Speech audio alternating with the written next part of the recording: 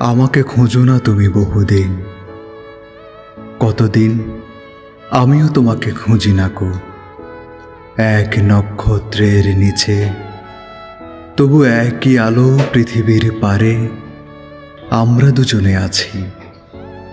পৃথিবীর পুরনো পথের রেখা হয়ে যায় ক্ষয়, প্রেম ধীরে মুছে যায়, নক্ষত্রেরও একদিন মরে যেতে হয়।